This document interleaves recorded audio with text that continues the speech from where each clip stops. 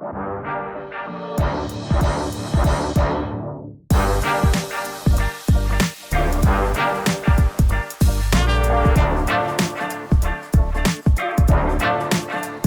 everybody, welcome back to another episode of Comics Rot Your Brain, the show where screenwriters talk about the comic books that we love, mostly from the 1980s. I'm one of your hosts, I'm Steven Bagatourian. And I'm your other host, Derrick.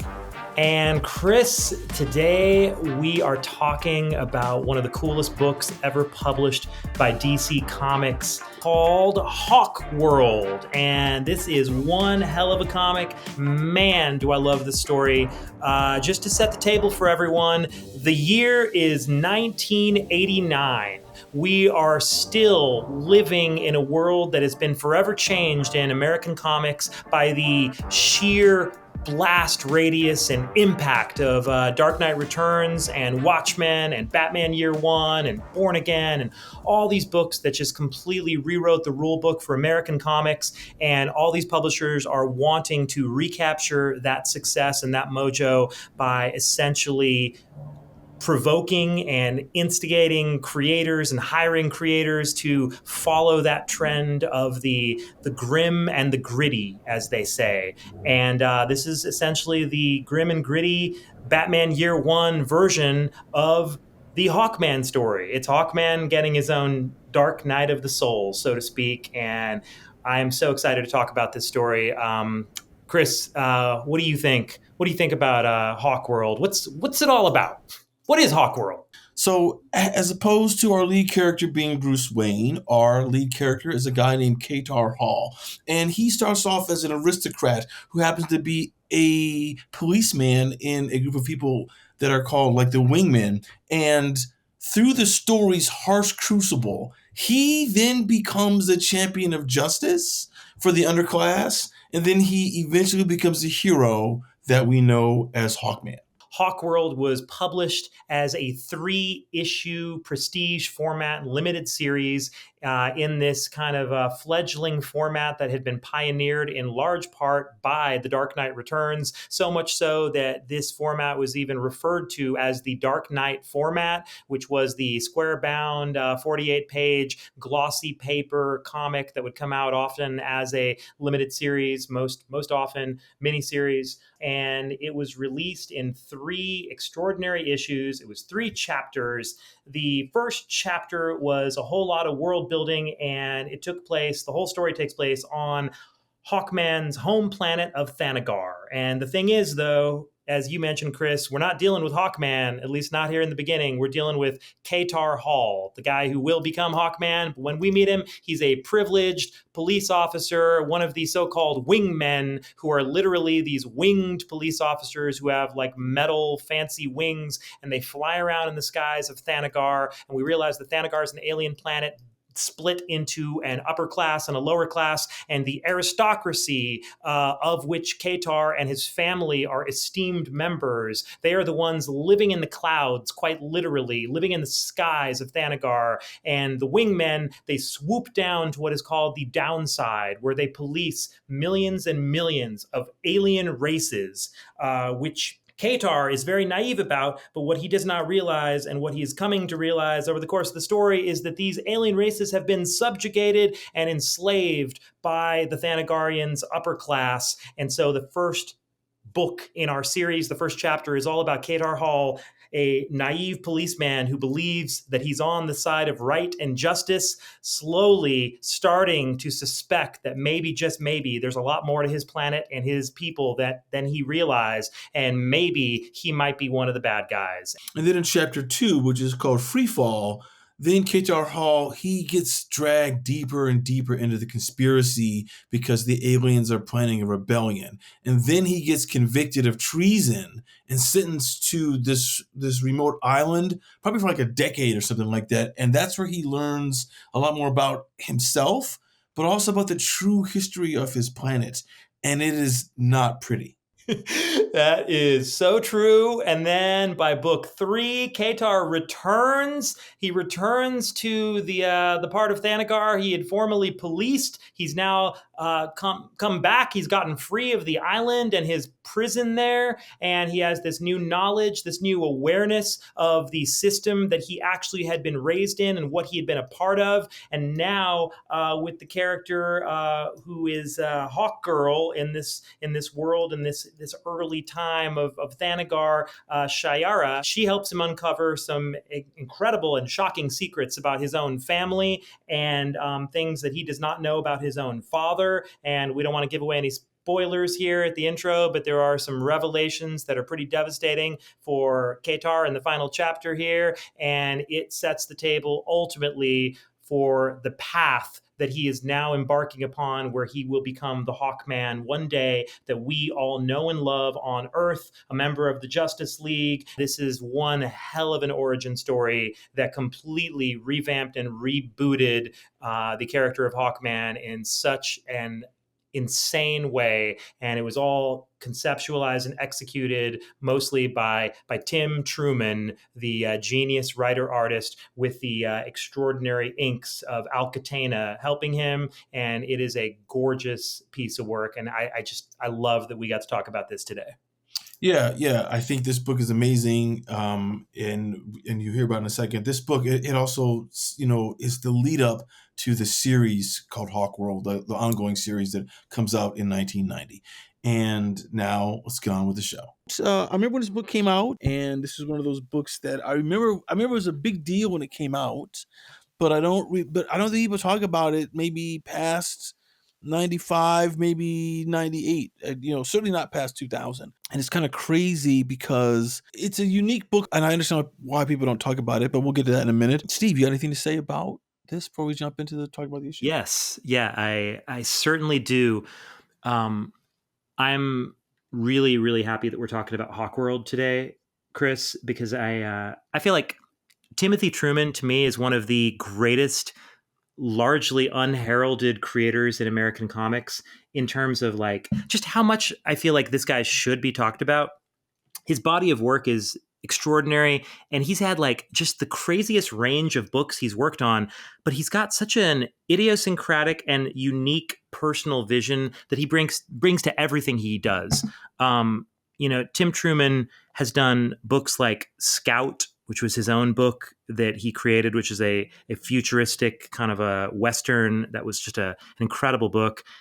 He's worked on GRIMJACK with John Ostrander, a character he co-created for First Comics, which is also legendary. GRIMJACK for First, Scout for Eclipse. And he's done just an amazing amount of work. He's been incredibly prolific. He did a book for DC Comics' short-lived Helix line that I would actually love for us to talk about at some point, called The Black Lamb, which is also a really interesting book. Yeah. I remember that. Yeah, that's a really unique book as well. And there's actually even another book I would love for us to touch on at some point that he did called Wilderness, the true story of Simon Gerty, Renegade, which was a 2-volume black and white graphic novel depicting the American settlers' Western frontier.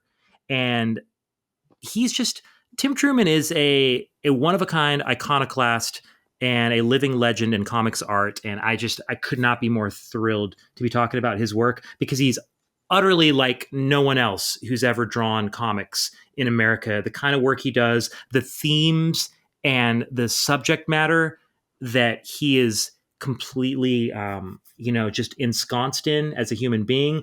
It's not the kind of stuff that typically gets covered in comics. And I feel like he's just a true artist. He doesn't really do stuff that feels like it's an assignment or a gig.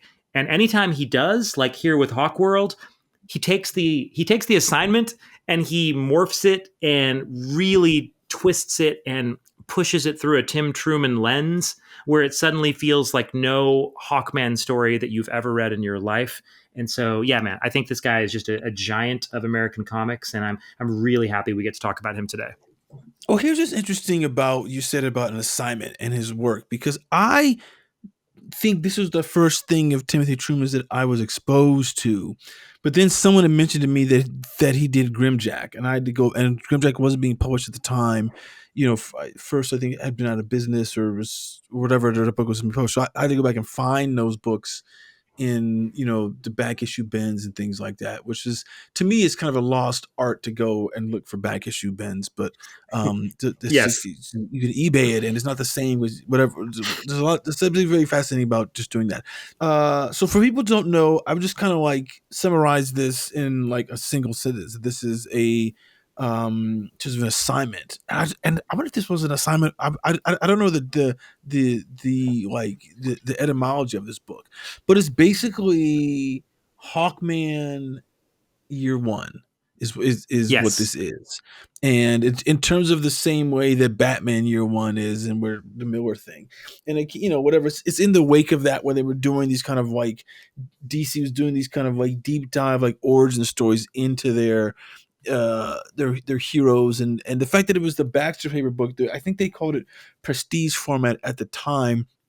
The only book I remember that was before this that was like this was that Green Arrows, The Longbow Hunters. I think that Mike Grell did, which was Right. this very fascinating look and a mature look at Green Arrow, because I think this is the first Hawkman book that comes out post crisis, right? Like there's no I Hawkman think book out so. beforehand, and Yeah, I think you're right. this is they're exploring this. So so that's essentially what Hawkworld is. And Hawkworld is what is the whatever the is the I guess the slur term of it. It's really called Thanagar is the Hmm. actual name. And I look, this is a book. Since you say he's got a unique style, and this is a book that doesn't feel like a comic book, right? And I say that in a way that it feels like it feels like a heavy metal book from the Mm. 70s, or maybe even like a short story from the 70s, because the way like the first thing that came to mind to me when I read this, and it's not as obtuse as this or impenetrable as this, but it reminded me of that movie called Zardoz, which I'm not sure if you've seen or not, or if anyone has seen that Wait, movie in a wait, long wait, time. wait. I'm sorry. My headphones cut out for a second. What movie? The movie called Zardoz, that Sean Connery, John Boorman Oh movie. shit. No, no. I know what you're talking about because I've seen some of the images and posters for that film and it looks crazy, but I've never seen it. It's crazy. I saw it one time like 10 years ago at the Lockman in LA, the Museum of Art. It's bizarre. I don't recommend it to people because you'll slap me if you go first of all you should never go watch that movie. But it's one of those science fiction films that they're making in England. They weren't really making him over here, but they're making him in England that was in the wake of 2001, but pre Star Wars, where they're really trying to do these kind of like these interesting kind of looks at science fiction, where they would kind of like address an issue that was concerning them about what was going on, and then they kind of they draped it in the cloak of a science fiction story to address something. I say that because this book, it's Carter Hall. That's interesting reading his name, because I remember like Carter Hall, like Carterhall is how he was in like the golden age. But this guy now, I'm trying to remember the whole thing about how it works from Thanagar and stuff like that. But it's like this story is about an aristocrat's son who decides to join the police force, and he gets exposed to the crime and corruption of the police force in a planet that has gone to all these other worlds, raped and pillaged. This book is actually ahead of its time Oh in a yeah. degree, because the themes on it remind me of like it's but basically cultural appropriation, right? Is what's going on in this book. And I think that's Hmm. kind of fascinating because no one was talking about that then in 89. They were talking about that in 99. And I think this was made this book interesting to me. And it's one of those books that begins with those little like there's a caption from like a banned manuscript. I thought that was kind of interesting, or that, Yes. I was kind of like, what is the hell's going on here? But I think those big themes, and there's people, like the people who are brought, the conquered people that the Hawkworld has conquered and stealing their food and their wine, everything. They Yeah. bring people from those planets to Which are be like servants. a wide variety of alien races. So we see Yeah, like, lizard people, just like all kinds of like weird, crazy looking aliens, but they've all been rendered subservient and they've all become like this underclass and, to the aristocracy that sort of lives above them, which are the people who are, Carter Hall and the Hawks are part of. yeah. I mean, you know what? So there's three issues, right? The first issue, I didn't really like the first issue because I kind of felt like I understood what this book was doing, and I didn't Yeah. really think I don't know, maybe angry. I was kind of like, oh, this story about this aristocrat guy and blah blah blah. Not that I was maybe angry, but I was annoyed by it. I was like, Yeah. oh, Yeah. this story. But then again, I Well, just say to myself, yeah. I would say, oh, but contextually, this was kind of fresh at the time. Hmm. Hmm. Maybe not too fresh, but it was fresh enough at the time in '89 that by the time I got to issues 2 and 3, I was like, oh, I kind of enjoy this a lot more than what I thought. I mean, Yeah. it's interesting. Look, look, so it starts off and he's on a assignment and they're in like the lower decks or like the lower dregs of Hawkworld, and Yes. and they're like putting people in their places, like people who don't, like it's all the see this is what it reminds me of, right? It reminds me of America. It reminds me of like New York Yep. or like Los Yep. Angeles, where all these people who are from the foreign lands who have come here and they're treated like shit. And the Hmm. rich people or the white people who are like they appropriated culture and they treat everyone really, really fucking poorly. Like there's that line where the guy, I forget his name now, but he's the captain of the police. He's there Yeah. at that ball and he's there with like Shiera. That waiter spills the food on her dress or something like that. Yep. And she goes ballistic on this She guy's freaks ass. out, man. That shocked me how much Shayera freaked out in that moment. She was so unlikable and so like monstrous to this alien waiter who ruined her dress by spilling something on her. I was like, holy shit, like fucking this is how we're presenting Shayera? This is crazy. That shocked me because Truman was not pulling punches in just how entitled and how just thoroughly unlikable the aristocracy is in this world. And it was kind of jarring to read that. I was like, wow, he does not give a shit if we like this character. I'm reading it and I'm saying to myself, why is Carter Hall like even still entertaining Yeah, her? totally. Why Goddamn, are you she's fucking such a hanging out? bitch. You Yeah, know, exactly. Yes. But it's crazy Yeah. because it's like everyone's popping pills, right? Like everyone is like all Hmm. these Aristocratic people are popping pills, and they don't really say what they are, but they're mood stabilizers. And again, in the late '80s, I don't remember that level of like the Prozac Nation book hadn't come out yet. Hmm. And so this level of like trying to stabilize mood and trying to take drugs, the pharmaceuticals, it might have been a problem to rich people, but it wasn't like a national problem the way it later became, like the next 10, 20 years. I thought it was very like observant of him to create that way. Yeah. It's just Yeah. fascinating what he did in this book. I mean, and when the one thing I didn't like, this is one thing I didn't like, right? And I didn't know if this was a act or not, right? His dad is kind of a buffoon when he hangs out with him in public. Hmm. Like when they're at the dinner and stuff like that. Like his dad acts kind of like some weird, like not like who is this guy? Like you're an idiot. But he can't Mm. be an idiot because he's the guy who created the wings for them. He's like the Right. top scientist. He's he's the world's savior. So that there was like a weird dichotomy in that the way those characters were constructed. But I think Well, overall, I mean, the what first issue was pretty fascinating.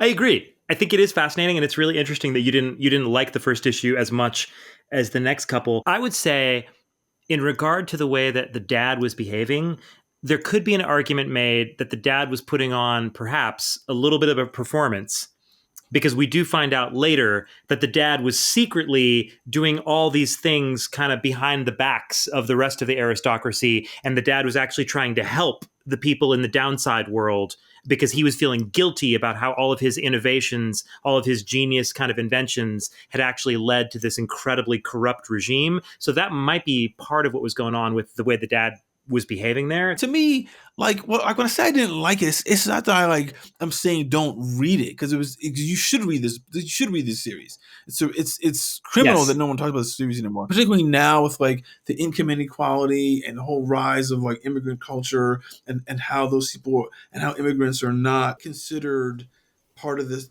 like their contributions are so devalued in our current, and it was for the last 50, 60 years, and they're fighting to get that kind of respect right now. And he was addressing that back in 30 some years ago. And it's interesting to see what he's doing. It's just that the book, there's something about it that felt, I don't know the word. It's like it was a dichotomy to me, because dude's art is amazing. Talking about him like he's just a writer. He's got Yes. an aesthetic for like his creatures and stuff like that, and the buildings, the architecture, that is pretty unique and doesn't feel like anybody that I can think of who does comic art. By the time you get to the end of this first issue, I was like, I was kind of like, I need to read the second one because I need to know where this is going.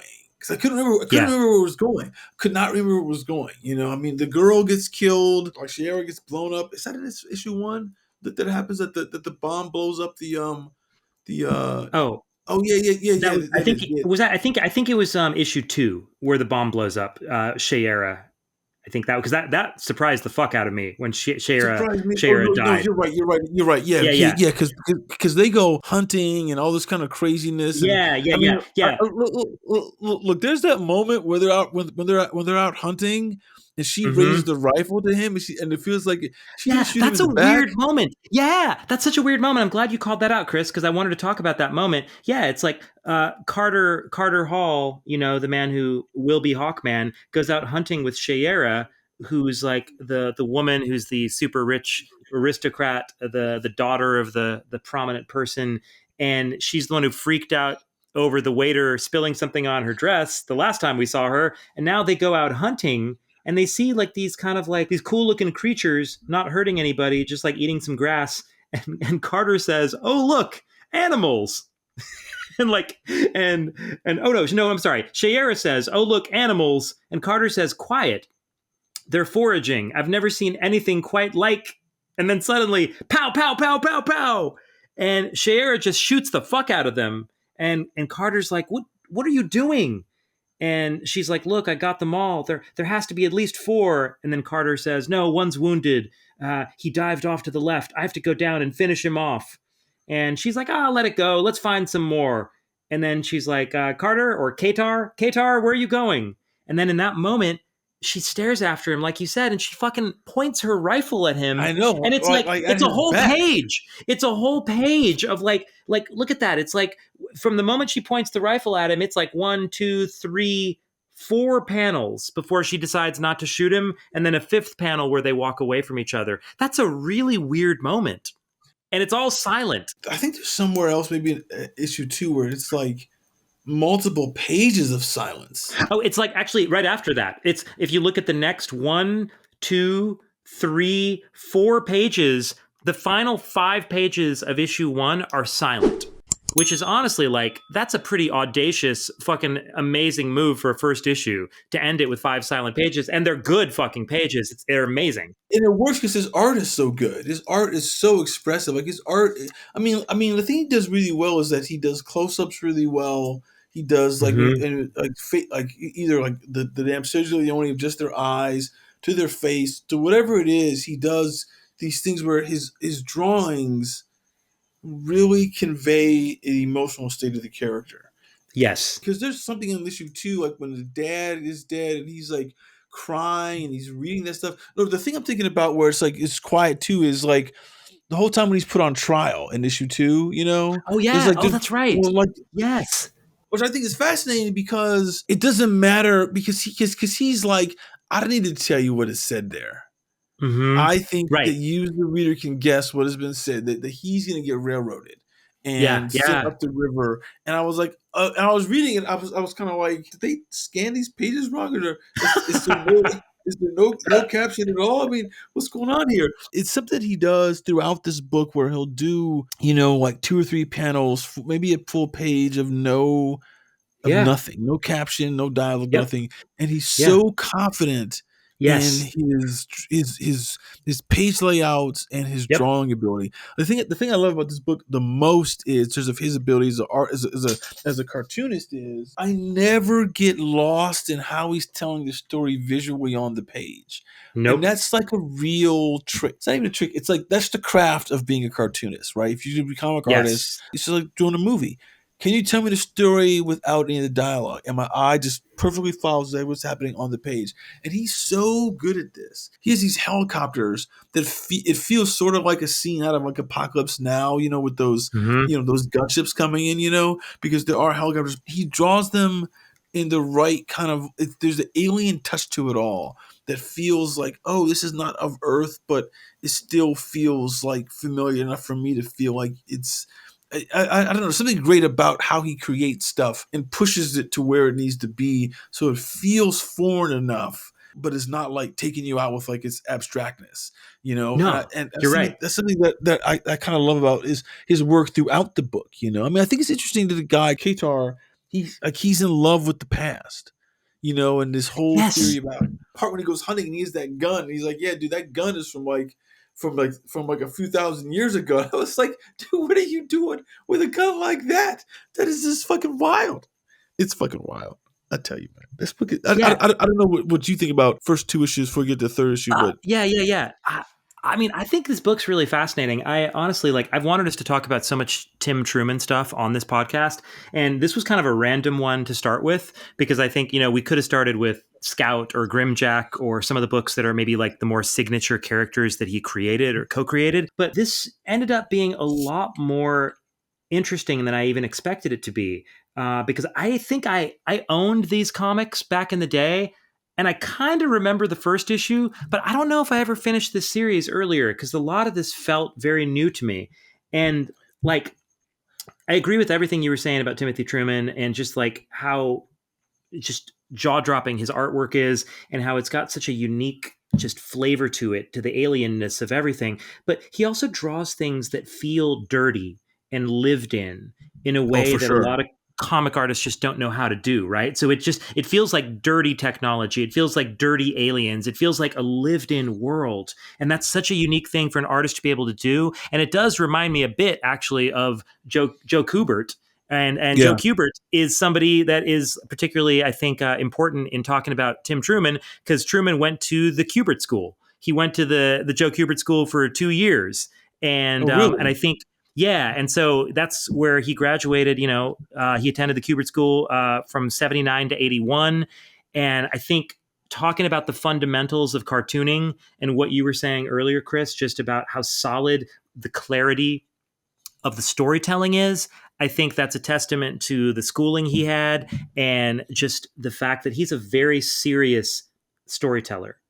He's not a guy who's a dilettante. He's not a guy who is No, just trying to no, not draw at all. pretty pictures. You know what I mean? Like these are all such carefully thought out pages and panels. And the story, like, I think Truman probably doesn't get enough credit as a writer. So I'm glad we've been talking about him as a writer as well here, because I think the story is actually like really impressively well written. Although I do feel like the third issue to me feels like a bit of an abrupt ending and a bit of an abrupt wrap up. So I actually personally liked the first 2 issues, I think, more than the third issue in a certain way. I didn't dislike the third issue, but the third issue to me just felt not as satisfying as I wanted it to. I just felt like things resolved very quickly. And I personally, I feel like I wish he'd been given 4 issues. And I don't know if he wanted 4 issues, but I wish this had been like more like the Dark Knight expanded 4 issue prestige miniseries instead of just 3, because I really would have loved to have seen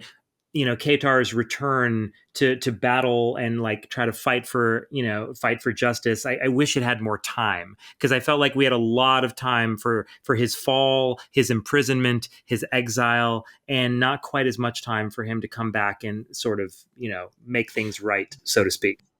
I totally agree with you. What's interesting is, in issue 1, in that first raid he does, he saves that red-haired girl. And then in Yes. issue 2, when the like Shiera gets killed, issue 3 he is back. He's back from his exile imprisonment, and there's that other woman who's the Hawk girl who's got the red hair, and she's been redubbed. And that's the little girl he saved in the beginning. He Yes. eventually becomes his partner. But the thing that I didn't like, there was some really cheap storytelling or cheats when it's like she's explaining what happened, and Yeah. I was like, you explaining it, and it's like I would have wanted to see all this, like the Yeah. Yeah. investigation part of how she got to what she got, and and like, did she almost get caught? Is there some tension in there? Blah blah blah. Like all that could have been in another episode, like in another Yes. issue. Yeah. Imagine she could have been like Carrie Kelly in Dark Knight. Like she could have gotten a little more time to like Yeah, really be a full-fledged character in a, I think, in a more substantial way, maybe. yeah, yeah. Because the thing that I like about this is that guy. What's his name? What's his name? The villain. Uh, oh, the villain. His name is Uh, like Bith or Yeah, something, or yeah, Biff. Yeah, yeah, it's interesting because Biff escapes because you know what, he's taking that drug that allows him to manipulate his body into like weird creatures. which But is they say, wild. which is really really wild because it reminded me a little bit of like Akira to a degree. Some of it's a little disgusting too, but in Yes. like it feels like the movie The Thing, and what it is. Mm, But it's cool because the last few pages says, oh, he's escaped to another planet that's outside of where we are, and it's like, oh yeah, yeah. because this is the Hawkman villain that they're setting Hmm. up for, that is his main villain. It's just like in the end of the Batman Year One, where like when Gordon says to Batman, he goes, yeah, like there's some killer with clown makeup painted on.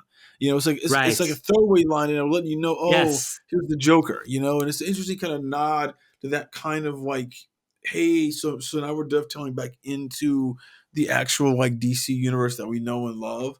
But you're right, it did wrap up too quickly. um I like the Yep. third issue in terms of like the revelation with like Shiera, but I feel like With the crime wrapped Shayera it. number Yeah, two. number two, yeah. Shayera number I feel two. that, yeah, I think I think the crime wrapped. I mean, the whole thing with Biff, like it wrapped up too quickly. I mean, all of it was way too It did. quickly. Yeah, it was so Um, fast, and I was disappointed, man, because I was really personally loving the first two issues, and I totally agree with what you said. I think that's a great point about Shayera's like big monologue in issue 3. Felt very expository to me. She was just kind of laying out everything that happened. She was like, "Hey, remember that little red-haired girl? In your first raid, that was me." Blah blah blah. Like Truman is such a brilliant storyteller. I think if he had had more time to lay it out, we could have seen more stuff visually. We could have kind of put some of the pieces together ourselves. Like it didn't have to all just kind of be laid out so quickly in that third issue. So I don't know what happened there, if it was intended to be 3 issues or not. But that to me was like the only thing I was disappointed in was the issue 3 wrap up and how fast and how hyper compressed a lot of that felt to me. But I mean, overall, I was still really just impressed with the series. And oh, by the way, you're right. This was definitely setting up the Hawkworld and like the Hawkman and Hawkwoman kind of re-entry into the DC universe post-crisis, because coming out of this series, spinning out of the series, was a Hawkworld ongoing series that was written right, by John Ostrander and drawn by Graham Nolan, and that ran for a bunch of issues, and right. they were basically picking up the mythology that Timothy Truman had created and laid out here, and kind of running with this version of the Hawks. So this did kind of the thing. It did the thing they needed it to do to relaunch the Hawkman Hawkwoman Right, the thing. relaunch. I mean, but you were saying earlier about an assignment, like what he would do as an assignment. Like, I mean, I so want to know the etymology of this, because it's like Oh yeah.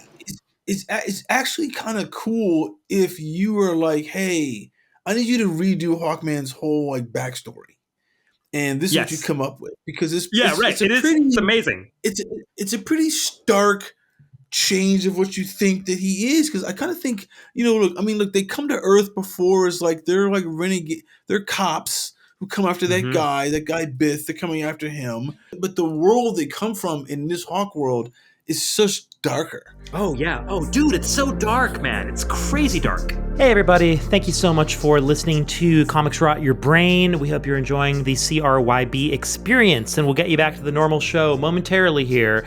But we had to jump in just to tell y'all about our Patreon, because we do have a Patreon that we are humbly asking everyone to please contribute $2 a month to.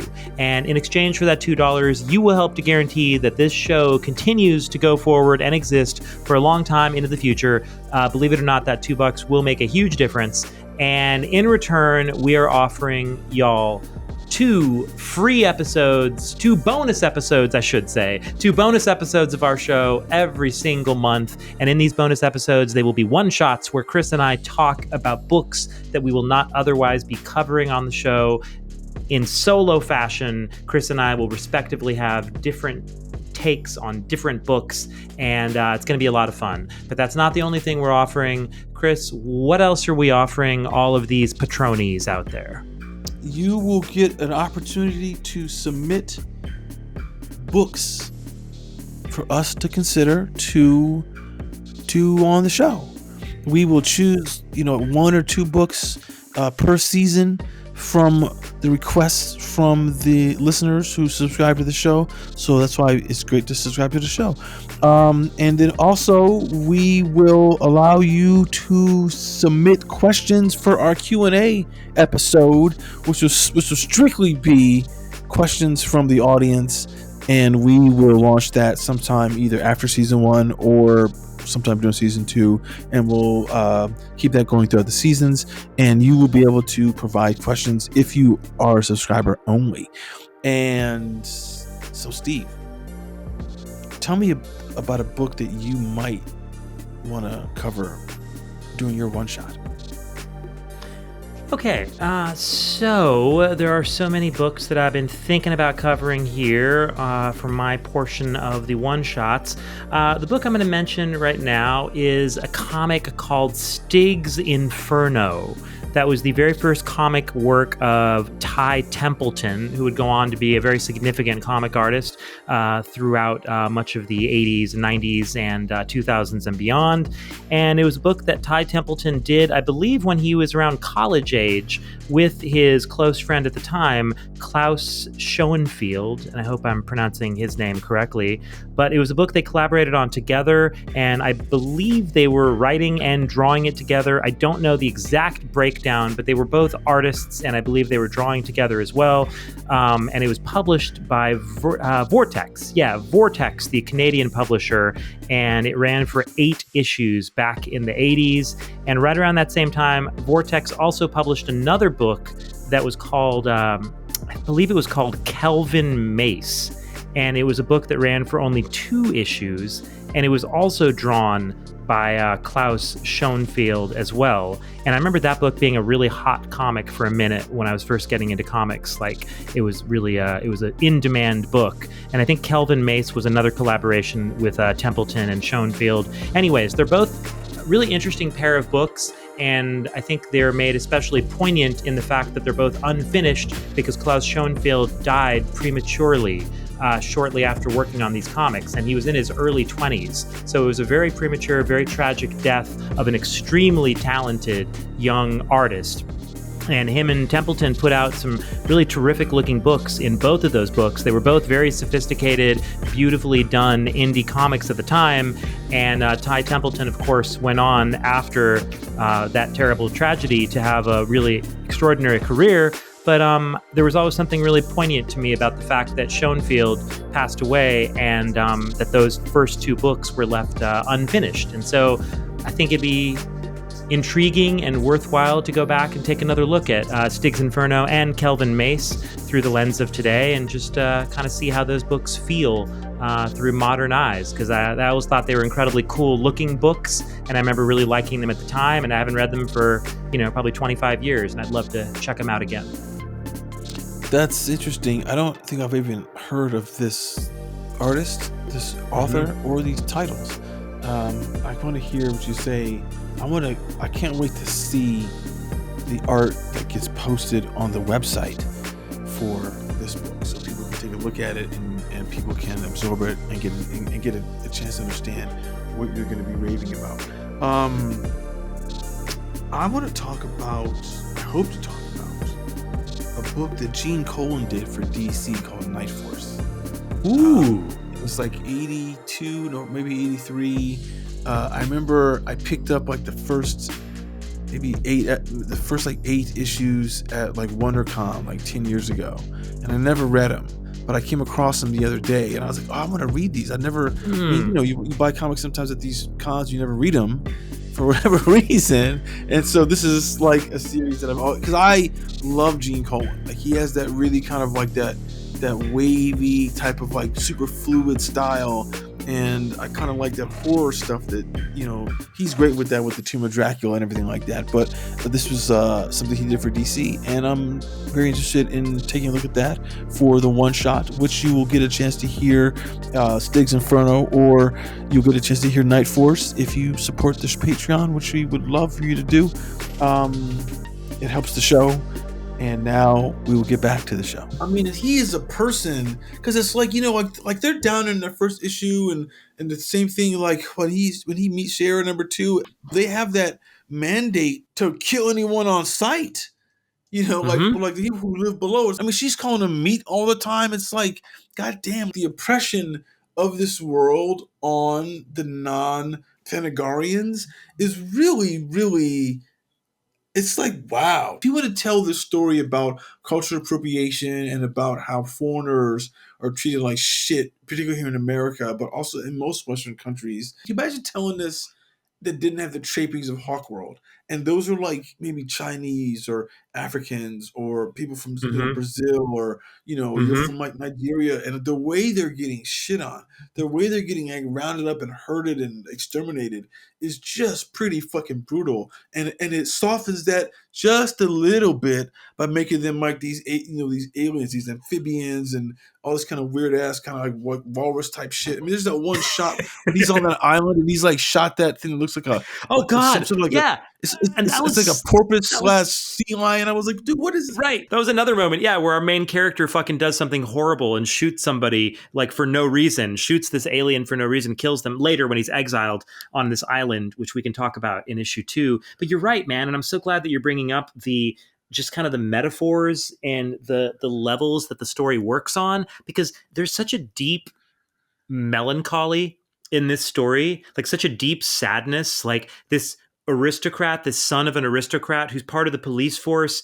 who's addicted to drugs, and everyone's addicted to drugs, which, by the way, they get from the denizens of this lower world, drugs that are coming from they're in, like, what do they call it? It's like was it like upworld or upside, and then downside. Downside. Yeah. It's like upside and downside is like, oh, the aristocrats, like the aristocracy lives in upside, and then downside is all of like the plebeians and like these alien races that are the underclass. They're getting all the drugs that the aristocrats are taking from down there, but there's just so much like of like a haunted, really just super sad feeling to everything that's happening. There's very little joy in this book. It's very, very dark. It's wild. I think the only joy in the book is in the series is in issue 2, when he's on the exile island,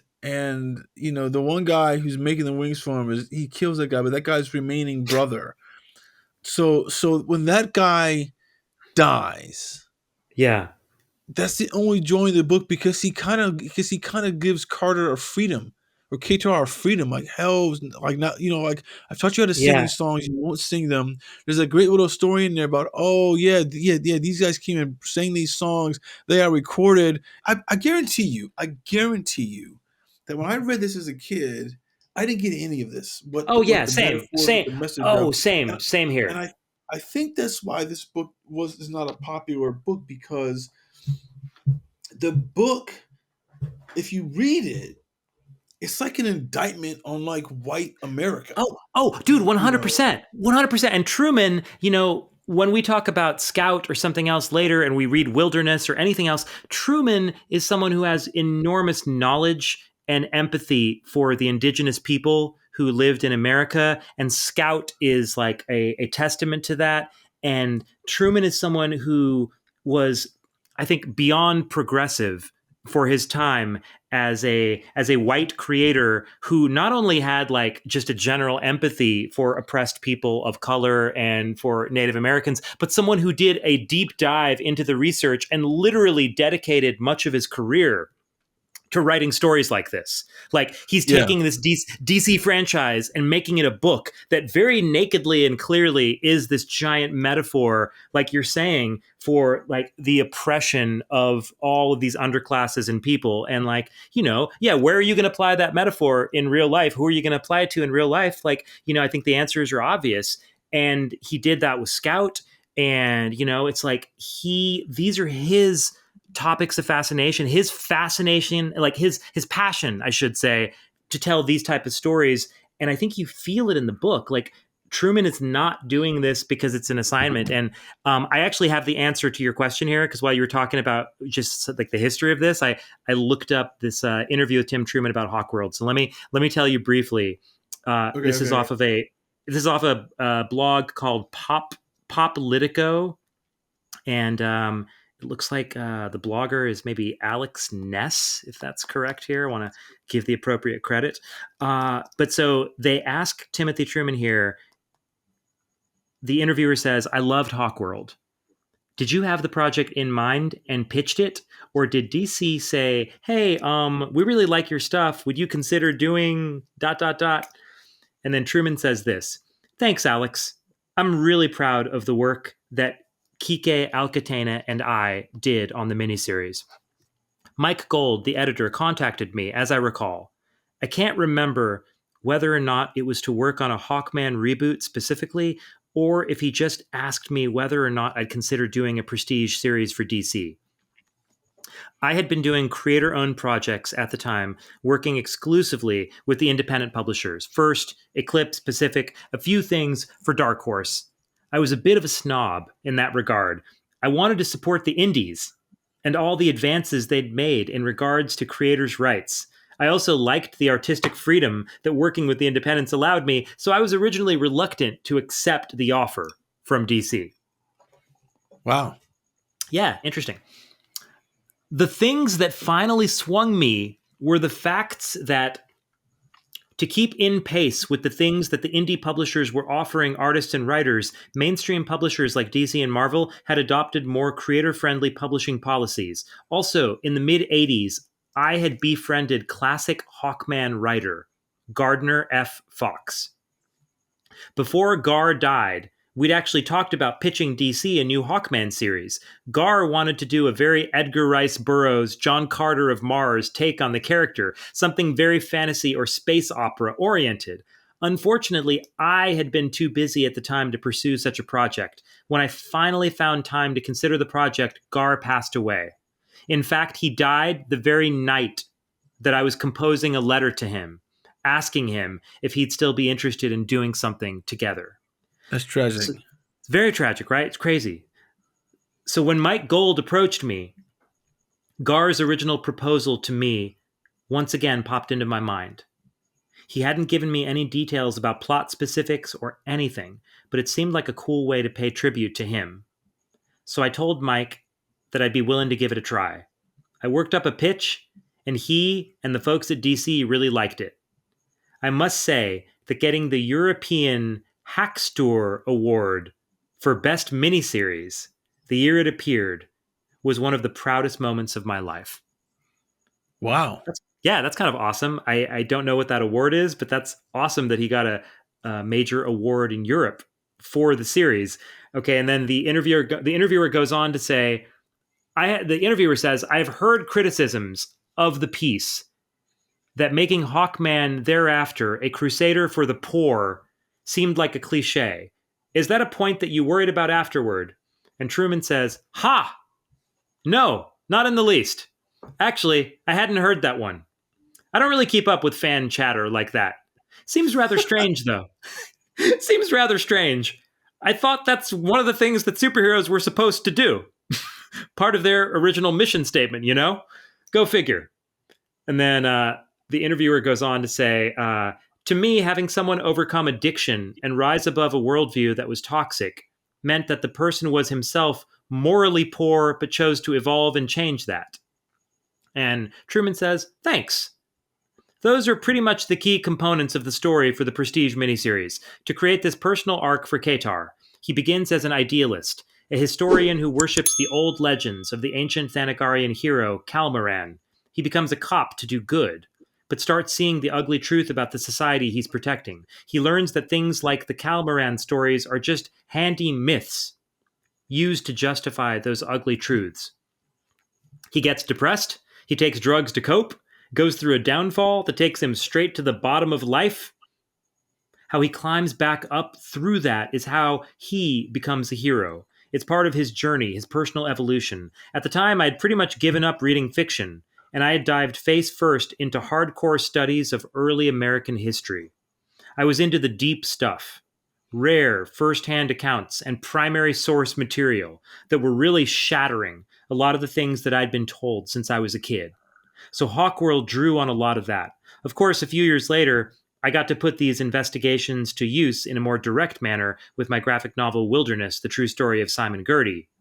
And then this is like, I think the last bit about Hawkworld here. The interviewer says, your work on Hawkworld both redefined and refined the character from the Silver Age. It was adopted, and the series Hawkworld came out later. As a result of the monthly series, some people became confused about the timeline and worried about continuity. When you were creating the 3-issue Prestige series, did that come up from DC, or were you just doing your creative thing and all of the editorial machinations happened afterward? Truman says, originally I was only concerned with the 3-issue series. That was my only concern. I wanted it to stand alone, like a single SF novel or something, a good solid space opera adventure story, but with some meat on its bones. That's how I worked, even on things like my Scout series, to take the approach that each project was actually a single novel with pictures. Which is so funny, Chris, because you said it didn't feel like a comic. Like, no, you're right. Truman's Right. Truman's approach is not typical, and like he's outlining here, like, he's going to make a single novel with pictures, and then he says, however, the miniseries was extremely successful. So as you might imagine, DC wanted to take advantage of that and launch it as a regular series. They wanted me to write and draw it, but I had my sights on other projects. I had done what I wanted to do with the character via the miniseries, and I wanted to move on to other things that I was eager to get into, mainly Wilderness. However, DC wanted me to be involved in some way. So I suggested they get John Ostrander to do the monthly, and I put in the recommendation that they look into Graham Nolan as the artist, as I'd worked with him on the Prowler backup stories at Eclipse. I told them that I would help John co-plot the series, but I actually served as more of a consultant. And then he says here, I detected a problem right off the bat with the continuity, though. The story I'd told in the original 3-issue series was intended to have taken place years and years before the then current DC continuity. The Prestige stories, it was an expansion and an elaboration of the old original initial Gardner Fox and Joe Kubert Silver Age stories that had been set on Thanagar. I had that notion from the start. If it had been played that way, I believe things would have been fine. But because it was the age of the year one DC series, DC wanted the new monthly series to just pick up where the Prestige had left off and have Katar and Shaera come to Earth during then current continuity. I have a notoriously short attention span, so like I say, I was just eager to move on with my own projects. So I was like, sure, it's your property, do what you want, have a blast. As a result, though, through no fault of John Ostrander, things got a bit muddled continuity-wise. That's what DC wanted, though, and John and his wife, Kim Yale, certainly did some great stories. So then they go on to talk about the Hawkworld series that Ostrander did a little bit, but I'll stop there. But there you go. That's a little bit of the background for both of us on this crazy series that we just read. Well, it's interesting. This comment about like continuity, because like I remember reading maybe the first year. I don't even the first year of that Hawkworld series. I might have been disappointed by it because it wasn't Timothy Truman work, So maybe I didn't read more than maybe 4 or 5 issues. It's interesting they say that fans are upset because he's like a crusader for the poor. See, I feel like he's like what he is that he's doing it in a way in this and probably in the Hawkworld miniseries where it's like, I hate to say this, but it's like it feels like again like the lower classes are the immigrants, and they feel like people of color, and I feel like people might be upset at that because it's like he's a champion for people of color, not the mainstream, and not white people. At least, and that is what I think. I honestly believe that's why this book probably not is not is not heralded to the degree that people that it should be. And obviously, they said it did well. I mean, it had to have done. I mean, here's the thing: for a prestige book, what's this book? Is it $4.99 at the time or something like that? $3.99. It was 395, which was super expensive at that I mean, time. super. I mean, this is the '89 when books are probably 75 cents, right? Like if the They might have like been up to $1 by then, but not much more. maybe $1. But so Yeah, it's triple yeah, the price of anything else. quadruple 395. Quadruple the price. Yeah. Yeah, 395. It was quadruple the price of anything else. And so for a book like that to do well, yeah, it's got to sell a lot. Hmm. And also like the standard of that is Dark Knight from 2 years Yeah. before. Yep. So it's like you got a lot over 3 years before. So you've got a lot that this is writing on this book. He makes interesting points about the Gardner Fox thing. You know what? It does feel like, to a degree, it feels like a Flash Gordon thing. Like from Hmm. the old Flash Gordon comics, um, which I've never seen someone. I mean, like his art feels Flash Gordon-y from those old comic strips, not Sure. from the stuff that you might remember. Like there was that. I think there was a DC comic, like a 12-issue miniseries that a Flash Gordon in like the late '80s or something like that I thought was pretty good. I always thought Flash Gordon was a series they never really got right. Like Hmm. nobody's got it right in terms of like what it could be. I just don't know if it's because the Flash character is not that interesting. I mean, the rest of it is cool, Zarkov and Dale and everything, but that's just my own personal thing. And Yeah, yeah. Well, I think it's funny you say that because like Alex Raymond, who drew the Flash Gordon strip, is one of the classic comic strip artists of all time. And now looking at the book, kind of in that light, I kind of feel like Truman's work. It is sort of like it's somewhere in between Joe Kubert and Alex Raymond in a way because it does have some of this epic sweep to it, that I like. It does feel like it doesn't feel like modern comics in a way. It no, feels like no, it just feels like it comes from another world and another time, and like it's not anywhere near as like delicate and like sort of you know Alex Raymond's work had like just a different kind of vibe and delicacy to it. But I also feel like Truman's work doesn't just look like Joe Kubert either. It's a very unique style and a no, unique oh no, bunch of it's influences. very unique. I mean, I just say it's got a vibe of that Flash Gordon because like the thing that Hmm. he does in this that is really well, and this is actually it's kind of like a backhanded compliment, but there's a lot of times the figures aren't in dynamic poses, but the Right. way they're composed in the frame, and maybe they're silhouetted out, or the way the page is laying out, that when you land on a shot where someone is just like standing there, like like ramrod straight, is it Yeah. becomes dynamic in the form of comic only. Like the individual panel might not be that, it might not be like a wow, because I can't think of any like Yeah. wow panels like in this thing. I mean, but it's more like the context of where the panels that they kind of lay out on how they lay out on the page and things like that. Because it's like that shot, like when the first like Shayera gets killed in the explosion, like that shot is like, Yes. it's like you read down the panel and see like Yeah. her mouth in frame and her face, and you're just like, Yep. I'm, oh, I'm that's looking kind at of it. I got it cool. right here. Yeah, Yeah. it's like, oh, that's kind of cool the way you like drew my eye in the same panel. I mean, and even that shot when he's walking up with the time bomb, like it feels so Hitchcockian in the way that Yeah. he's laid that out in the tick tick tick tick tick tick tick all over the page.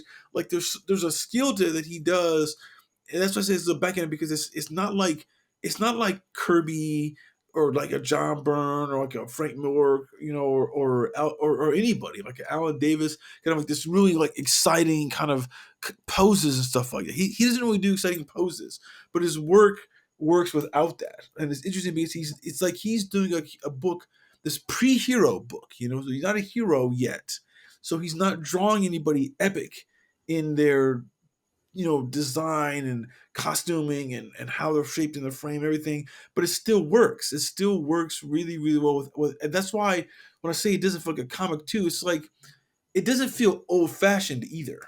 That's Hmm. not I mean, if anyone was looking at these pages and the show notes, we'll put some scans in there. It doesn't feel old fashioned at all. It just feels like you said, it's like it's unique, like no one else working. Like I can't think of anybody. Yeah, you bring up Alex Raymond. Couldn't remember who drew Flash Gordon, but I can't think of anybody in the last 40 years whose art like kind of feels within this realm. Like what he's Yeah. doing, like you said, like the dirtiness of it. Yeah. That Yeah. guy who's his boy, not his boy, but his training officer. Yeah. Who's like in the first issue, like he feels grubby. Like he Oh, made that guy totally. feel grubby, and I was like, Totally. how does he do Yes. that? Like, how does he do Yeah. that? Yeah. Well, it's amazing to think about it, Chris, because yeah, you're right. Like, who are Tim Truman's influences looking at his work? He's such a deeply American cartoonist and an American writer artist in terms of his own like areas of interest and study and subject matter. Like it's really kind of interesting looking at the work because when I look at some of these pages, they do look more like European comics than For anything that was sure. going on in American mainstream comics. Like a lot of the stuff, like when he's exiled on the island and all the stuff in issue 2, I'm like, if you told me this was in like an album that was published by like Humanoids and it was Yeah, some artist that for I'd sure. never heard of from Europe, I would believe it. I'd be like, oh yeah, okay, that makes sense. More than like a DC Comics house style at that time. So Truman, like his influences are fascinating, and he's one of these guys also. I think in the spirit of somebody we've talked about a lot before on the show, but in a very different way. Somebody like Trevor Von Eden, who draws very, very differently than Truman. But Very the much so. thing, very much so. But the thing that kind of reminds me about Von Eden and a lot of artists that I love that Truman also exhibits is that I don't feel like Truman is working from the same formula from page to page. I feel like No. Truman is like inventing new things and new modalities, new kind of techniques for expressing and showing like the passage of time and different moments. And he feels like he's not just working kind of like, like you've said a lot in the show too, Chris, that certain artists just have like a template for like all the characters they draw and they just put like different hair color, different wig, different whatever on them. And there's some artists who I fucking love who do that, like Howard Chaykin. Like Chaykin, all Chaykin's Kagan does guys that, look, and yeah, Byrne they does all look like, that, and yeah, yes. some And that's like early a Frank Miller classic. does that. Totally. And that's like a classic comic book artist thing, right? It's like you got your template of your certain people you draw, and here's how you draw them, boom, boom, boom. Truman doesn't do that. And that's what I love about artists like Von Eden, Dennis Cowan, a lot of the guys, that we've praised on the show, Larry Stroman, and Timothy Truman, I think, is in that same school of these artists where you look at their work and you're like, oh, like he's a drawer in a way that is like really like a throwback to just like artists from another age. Like you look at this guy who's making the wing on the island, like this guy that Right, that Katar ultimately kills. Like look at right. look at how lovingly drawn that panel is of this guy. Like that could be It's framed on crazy. a It's wall. That's like crazy. it's stunning. It's a stunning it's image. but see, here's the thing. We talk about Timothy Truman a lot, but it's like, but look, Al Catena and Sam Parsons, his Yes, collaborators on thank you. this, who Thank you for drew the saying that. color, Yes. they really take his work, because I think a lot of what makes it grubby and dirty is the inking and the coloring. Yeah, you're right. Like Thank you. it's a great. The three of them are collaborating on a level that's a little like astounding, for just not being like. I mean, I don't know if they're like if this is the first time they've worked together or what have you, but it feels like this is a team that has done a lot of work together. Maybe they have, maybe they haven't, which is, and it might be rare to have been able to like just capture this lightning in a bottle. But but there's some of those panels. I like that we mentioned earlier when Shara the First is about to shoot him, and there's that panel at the bottom of the page, and it's like, and they're walking off in different directions. It's kind of like they're partially in silhouette, but there's like a little bit of like there's some light wrapping around them and giving them like a little bit of color as they're walking. And I was like, oh, this is like these guys are doing really cool shit. At the time, this was interesting, right?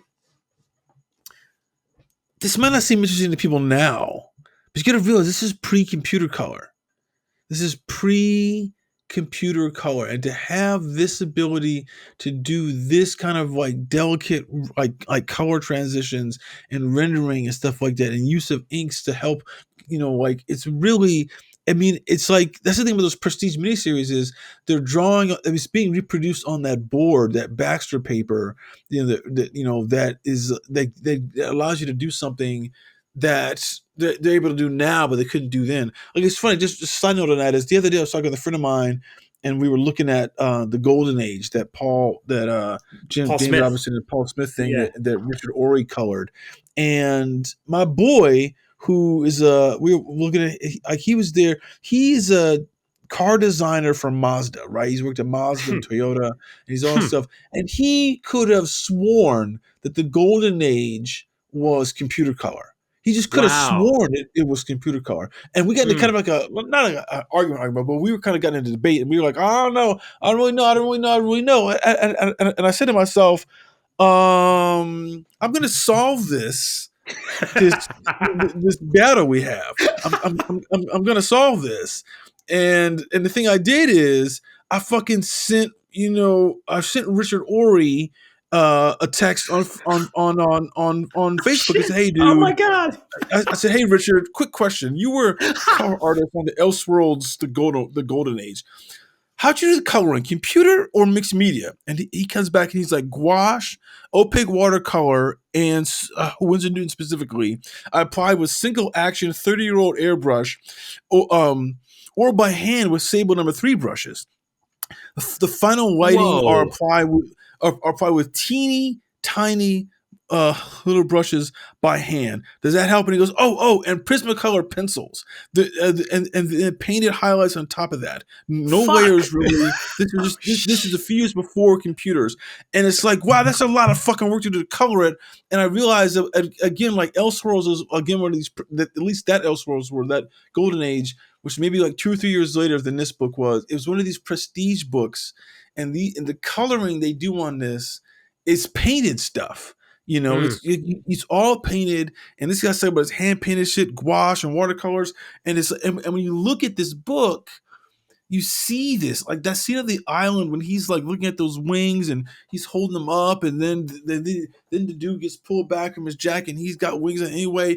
It's like there's this like the use of color to help tell the dramatic points as to punctuate stuff in the story is really, really strong and really potent. Because when he holds those wings up, like he's in silhouette, right? But the background is kind of like this atomic reds and shit like that. And I was like, God damn, like this is like such a smart way of using color to help tell your story, to help drive the emotions, like in a way that you just don't. That again, like he was saying, it's like the novelistic approach to this that he's doing. It fits with how he's deploying color and finding these guys to do his co-collaborators like on this, because it's like, wow, dude, like that's such cool ass shit that I mean, look, the color in the stuff that Lynn Varley did in Dark Knight is really cool.